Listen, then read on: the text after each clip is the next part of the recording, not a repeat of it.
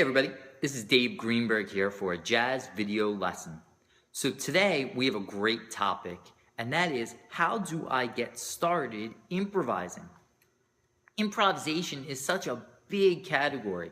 There's so many things that go along with it. And at some point, the best way to get to improvising is to actually just start improvising, to start creating and start doing that. There's so many things that you're going to have to learn to improvise like a master, but honestly, to get started, it's going to be pretty easy. Okay, so you're going to need a couple of things right now. I'm going to need you to get a metronome. If you do not have a metronome, you can get one off of any of the app stores. There's plenty of them that are free. In fact, I own a $200 Dr. Beat that I bought in college, and it is sitting in a drawer somewhere. It hasn't been touched because I have a metronome on my iPhone, I have a metronome on my iPad, and I use those way more than that expensive Dr. Beat. So get a metronome. You need it because it's going to be so important for the feel. You need to develop internal time, and you need to develop a good feel, and that's going to come from working with the metronome and hopefully working with other good musicians that have good time. So metronome, and then I want you to have something to tape yourself with.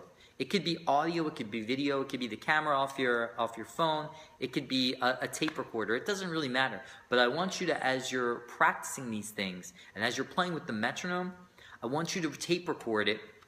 Whether it's video or just audio, because I want you to hear what's actually happening. So often, when you're playing with a metronome, when I'm playing in general, is when I listen back to what I recorded of myself, I notice things that I did not notice in real time.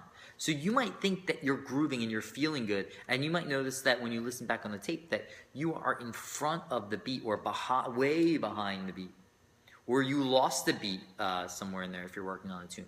So the tape doesn't lie. So record yourself regularly. I do it almost every day when I practice. I record myself playing. Okay, so if you need those things, obviously you can pause the tape or come back to this.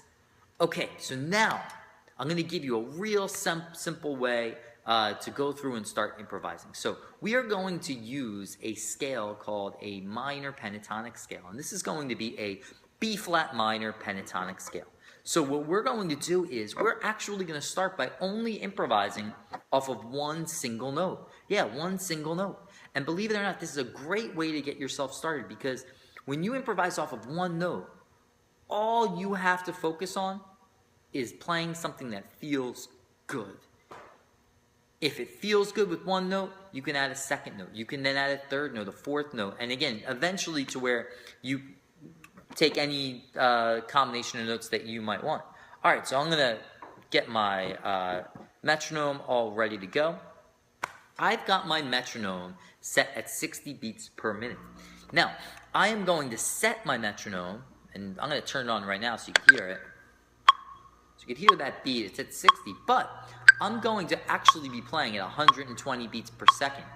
And I'm going to place the beat that you're hearing right there on beats 2 and 4. Because in jazz, when we swing, we emphasize we feel 2 and 4. So I want you to get used to trying to put your metronome on 2 and 4. If you have a hard time feeling 2 and 4 when you hear this, here's a good, simple way to start feeling it. Listening for those clicks. And the next click I hear, I'm going to say 2. 2, 3, 4, 1, 2, 3, 4, 1, 2, 3, 4. Now I've got my beat, okay? Listen again. 2, 3, 4, 1, 2, 3, 4, 1, 2, 3, 4. So now you get the feel of that, okay? All right, so I'm going to start again. The only note I'm going to play is concert B flat. 2,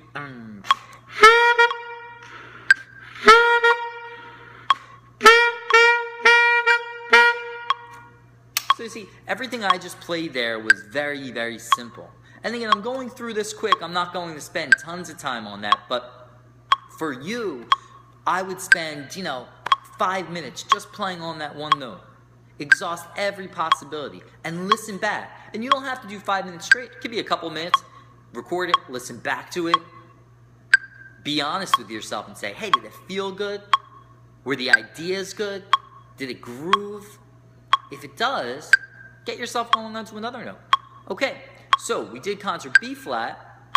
Now let's add concert A flat. So we have B flat and A flat. And again, these notes, you're going to see them across the screen, so you'll know which notes you can use. I would write them down and save that. It's a great scale to use. All right, so I've got B flat and A flat. A 1, 2,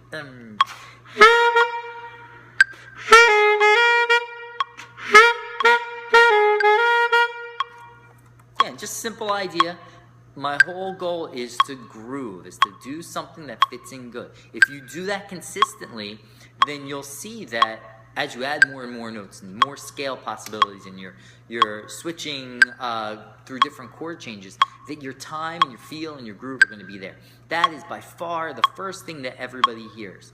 So I'm going to turn this metronome off for a second so you can hear me a little better. But when you listen to a great improviser, you're going to see that no doubt the first thing you feel is their feel. You might hear them play a lot of fancy notes, but the guys that are the best that you listen to that play a lot of fancy, fast notes, they also groove like crazy. So when they're playing those fast notes, they're playing it and they are right in the pocket, and they're playing notes with a purpose. So okay, so now I'm just going to give you an example of the whole scale. So I'm jumping ahead a little bit. I'm going to play through the whole scale. So I'm going to play just up and down the scale once so you can hear the whole sound of it, and then I'm just going to improvise a little with it for a minute.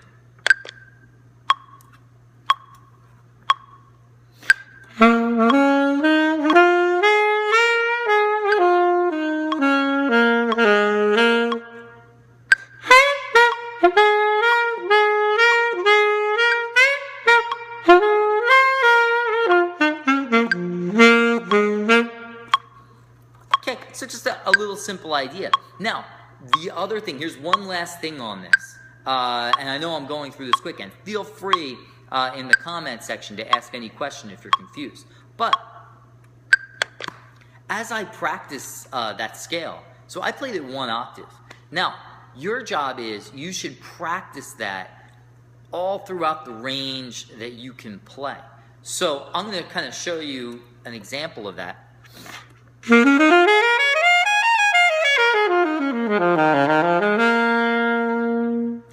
Okay, so I played it kind of all the way up and down the horn because when I improvise with it, I want to be able to pick from anywhere. I might want to be able to go from high to low and low to high, so you want that available. So again, as you're practicing this, focus on steady beat, groove. Start with 1 note, add a note, add a note. Play things that feel good. Okay, I'm going to be coming back at you real soon with another lesson, part 2 of this, where we're going to talk about another completely different strategy, another way to get you playing and advancing and starting to improvise on your instrument. Okay, this has been Dave. Again, subscribe to the videos so you can get a new one. We're going to try to get as many videos up here as possible. So definitely hit that subscribe button so you can get them as soon as possible. Comment below. I definitely look forward to answering any questions you have. And again, I will see you guys very soon.